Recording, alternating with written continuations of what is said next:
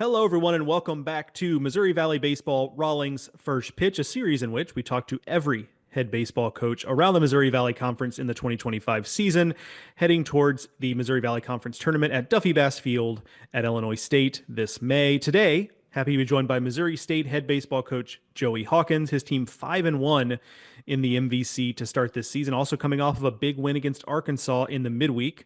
Those kind of wins are always fun and buoy a program. So excited to talk to him about all of that. First off, Coach, I appreciate you joining us today. Yeah, thanks for having me on. And great week for our program and start to the conference season. And big win over number two Arkansas on the road, and also we had our 24th big leaguer make his debut on opening day with the Atlanta Braves. That was Drake Baldwin. So definitely a fun time to be a Missouri State Bear. Yeah, no doubt. Let's talk about the win over Arkansas. What does that do for a program like yours, especially just given the proximity to Arkansas as a program and the fact that you guys compete against them so often? Yeah, I think it does a couple things. Obviously, we've competed really well against Arkansas over the years. I understand we're not in the SEC, but very fortunate that they put us on the schedule every year and give us that opportunity to compete against their program. And we got a lot of respect for them. But obviously, from a recruiting standpoint, our scheduling is something we sell. We like to say we schedule tough, but then to be able to say that you can go into those environments and compete really well. Obviously we competed well at Mississippi State, didn't get the results we wanted, but to be able to come out on top of one of those games definitely means a lot for our program. Team is also off to a hot start in MVC play. What have you liked about your team's first couple of weekends in the conference? I think a variety of things, honestly. I think, we're kind of known for our veteran lineup and our ability to hit the ball hard, but I think we've played spectacular defense. Anything from highlight reel plays to just good fundamental baseball to good communication on the field and all those things. So I've been really happy with our defense. We've gotten some good starts. We've played some good team baseball offensively, not just hit the home run, which has been good, and that's how you win a championship. So I think there's still room to grow. There's a lot of baseball left, and I think you make a name for yourself in this game as a team when you can be the team that continues to make adjustments, and that's definitely what's on our radar moving into this week. Let's start on the position player side of things. Big weekend for Nick Rodriguez. Big week for Nick Rodriguez, a guy that I know you kind of think of as the heartbeat of the lineup to some degree. How cool is it to see him have the success that he's had once again for you? Oh, I think it's outstanding, and most importantly, just outstanding for the kid. His start of the season, he wasn't extremely happy with. It wasn't terrible, but I think he just holds himself to such a high standard. He wanted to help the team more. We had gone through a couple tough skids, and it was maybe weighing on him as the leader of our team and the guy that makes our offense go. So he's worked really hard, both physically and mentally, to put himself in a good position. And it came out on the biggest stage at Arkansas on Tuesday, and then he carried it into the weekend, helped us get a good series win. What's been behind Jake McCutcheon's breakout? Somebody who has really seemed to have taken a leap, given some more opportunities this season. Simply put, hard work. Probably our hardest working hitter in our program. He's a kid that loves baseball probably more than anybody, knows the game extremely well, is a competitor. So when you have all those intangibles and then you factor in the skill he has, I'm not surprised by the results he's getting. And, he's a kid that broke his arm first conference weekend last year. It was really tough for him. But he was able to use that as an opportunity to get better, get physically stronger, and it's put him in a position to be, probably one of the best hitters in the league right now. Zach Stewart got off to something of a slow start by his own high standard, right? But seems like things are trending in the right direction for him offensively. What have you seen from him lately that suggests that he's ready to have a really good second half of the season? Yeah, just I think back to who he is. We had a conversation before the Bradley series that, he's a prolific hitter in this program's history, and we expect a lot from him, and I understand there's pressure that comes with that. But at the end of the day, he's in the lineup to drive in runs and hit the ball hard, right? So I think we just got him on the attack a little bit more. He was in the cage working a lot, kind of found some rhythm that worked for him, that helped him get on time more. And he's going to be a guy that gets pitched really, really tough. He sees a lot of soft stuff. Pitchers don't want to attack him too much with the fastball, so he covered those pitches extremely well this past week. Another guy that gets pitched tough is Caden Bogenpool. What do you make of his season so far? Feels like maybe there's still a gear or two for him to find this season, but what do you make of his offensive season thus far?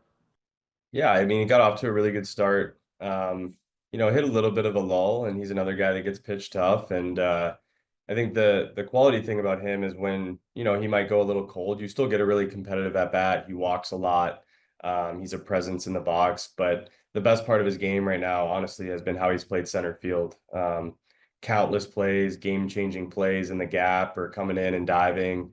And that's big time development right there for a guy that's 6'5" or 6'6", 240. That's a tough position to play at that stature. So definitely more in the tank. He didn't have a preseason at all because he broke his hamate. His first literal live AB was at Sam Houston State. So you got to be able to, understand there might be some ups and downs when you deal with something like that.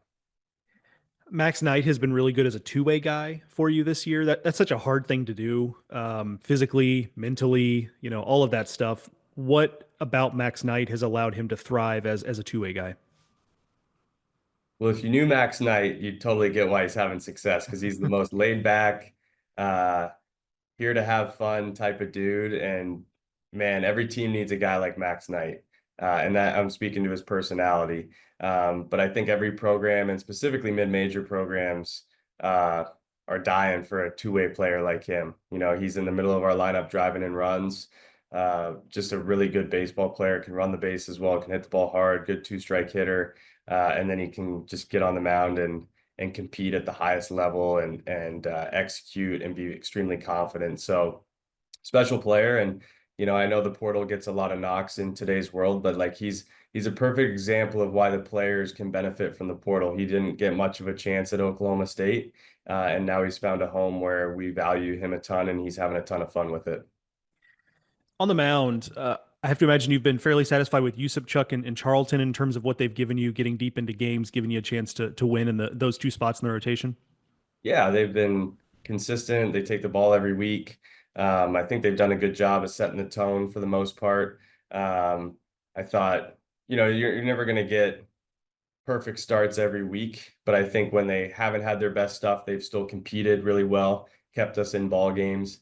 Um, and obviously when they're clicking, they're special and got a chance to be two really, really good pitchers for us. So really like with where they're at, and I think there's more in the tank and more adjustments to come with them. Yusuf Chuck is someone I think I asked you about in our preseason discussion here.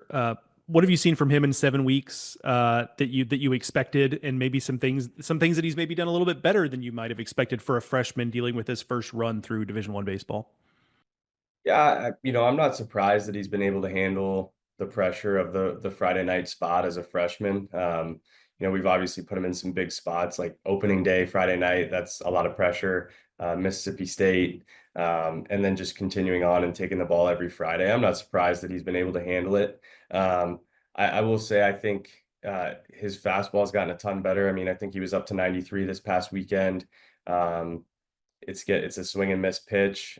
He can execute it really well. And he's a guy that I anticipate just keeps getting better as the season goes, kind of gets in a rhythm, understands what hitters are trying to do against him. And, him and our pitching coach, Deck McGuire, they gel really well together. They work well together. And I think that's a sign of good things to come. Jason Schaff is a guy you're just going to need, right? Given his experience and somebody who's done a lot. How has he progressed this season as he's been in a starting role? He's had a few starts under his belt as a guy that maybe can help solidify the rotation as time goes on. Yeah, I mean, we just had talked about it in a staff meeting. He in a large part was the MVP of our last week. He gave us a really solid start at Arkansas, made one bad pitch, and it was my fault for leaving him in there too long. And then turns around and takes the ball on Sunday and gives us his best outing of the year. And his stats on his baseball card don't do justice. I think he's thrown the ball well. He has experience. But our bullpen hasn't been spectacular this year, so we made the decision to move Holmes to the bullpen to just give us some better stuff back there. And Jason Schaff, he kind of came up to the opportunity this week and met it, and it gave us a nice third starter this weekend. What do you need to see out of your bullpen in the second half as they try to round into form down the stretch run? I think just rising up to the challenge. I think the reality of the Missouri Valley Conference this year, in my opinion, as we go down this stretch run, is who can figure out their bullpen. I think there's a lot of offensive teams in the league right now, and there's some pretty good starting pitching. But the separator is going to be who can get some lockdown guys back there and finish off some games. And I think whoever does that will win the league. And we're most certainly going to be in a position to do that. And that's an adjustment that I think we're going to make. And for me, it's all mental. We put ourselves in good positions. We get to two strikes, we get to two outs, and it feels like we just take our foot off the gas pedal a little bit. So it's right there for us. We're not far away, and those guys just need to keep plugging away at it. Last thing for you, this weekend you've got a tough road series against SIU. That's two programs that hold themselves to a really high standard, two programs that are going to be competing for the league title this year. What is it going to take to come away with a good result this weekend in Carbondale? Sounds cliche, but just high quality, good baseball.